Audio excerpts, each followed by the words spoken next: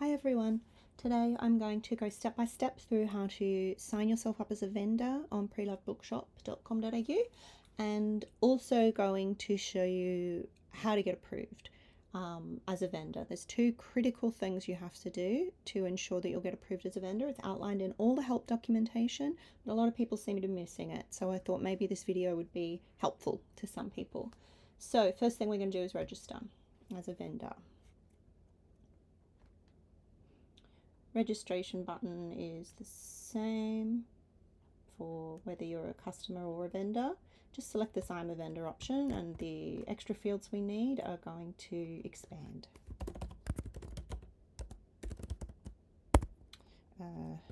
Let's just call it rehome 04 whatever. And all we need to do now is register. Okay, thanks for registering. Please check your email and complete the verification to log in. Okay, so now we just got to go to our email. Okay, so here's the email you receive. Thanks for creating an account on Preloved Bookshop. Here's a copy of your user details. Set your password. Okay, so let's, because I'm doing multiple browsers things here. There we go. So it wants us to enter a password. It's going to tell you how strong or weak it is.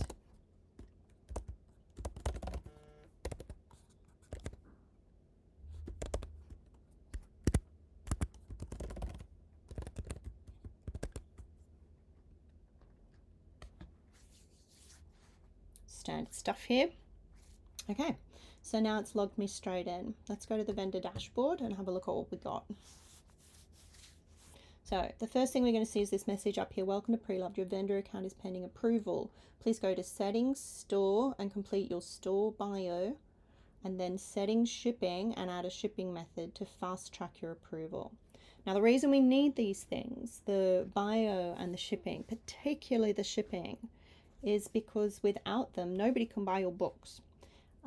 We don't have any default shipping methods that we set when you sign up because this is an Australia and New Zealand wide service. Shipping will cost everybody different amounts. And so we don't want to say, okay, well, everyone pays $5 for shipping, because I'm going to have angry vendors saying shipping for this book cost me $25. It's just not going to work. So basically, you as the vendor get to determine, now that you're a shop owner, you get to set your shipping rates. There's lots of different tools we can do for that. The reason I need the store bio is because we are on a manual approval system, because the internet, as you will all be painfully aware, is a hive of scams and AI driven slop. So to help mitigate any scammers and spammers and link spammers and all sorts of things from signing up to the site, I just want a store bio to know you're a real human. Okay, and we're going to do our best there. So the first thing it's telling us to do, go to settings, store. So here's settings, here's store. There's a lot of things you can set up here, like a store banner, profile picture. These aren't essential to getting approved. They're just nice things to have because they set your store apart a little bit. People will get the vibe of your store from those things. Store categories. By default, you're going to be a reader. If you're an author that's selling your back stock, you can also add that you're an author here. I'm not going to here. You can add your address details if you need to, etc. You can show some terms and conditions of sale on your store page. You can offer a site-wide discount, but all we really need at the moment is a bio. I have too many books and I need to sell some that will be read.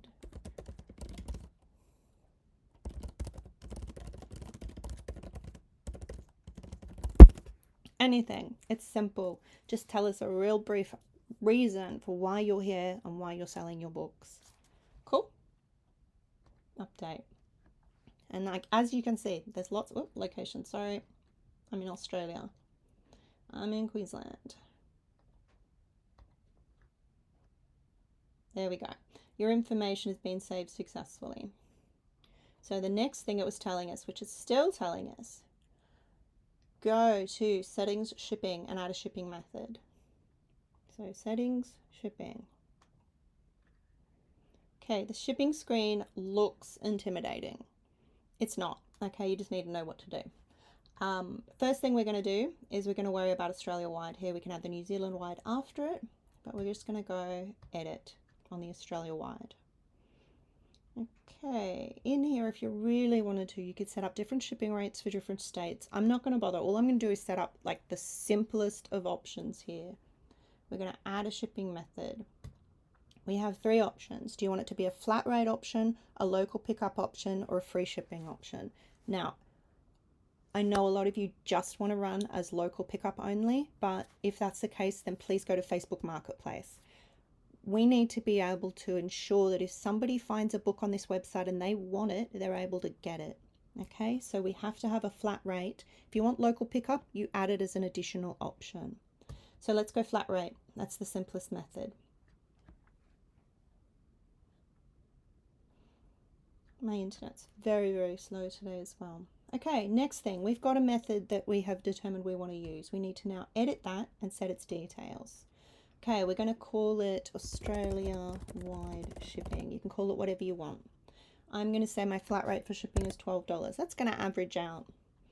The description, shipping anywhere in Australia. Okay, this additional bit down the bottom is worth having a think about. It depends on what kind of books you've got to sell.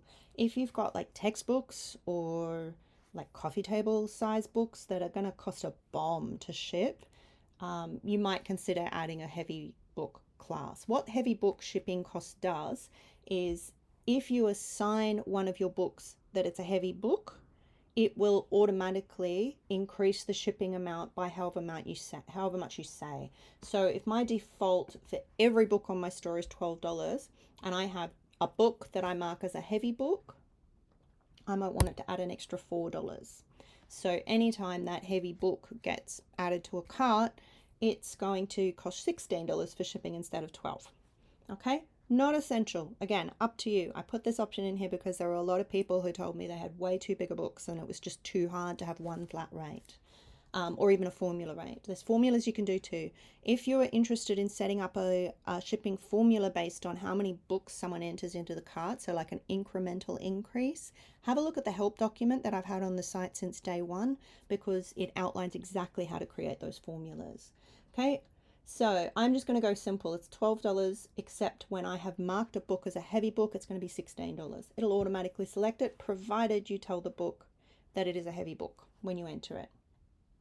Okay, save method. All right, if I really wanted to, I could then add local pickup. People will be given this option. So local pickup could be nothing, or if there's handling, you could add it. Anyone in Brisbane, contact me for drop-off options. Okay, now people are going to be given those 2 options if they are in Australia when they come to your site. So we'll save changes, always just save changes so that you can make sure that your options have been saved. So you can see now when I return to the shipping screen, Australia-wide has 2 shipping methods. For New Zealand, it's exactly the same process. Add a shipping method, flat rate, edit, let's just say New Zealand wide.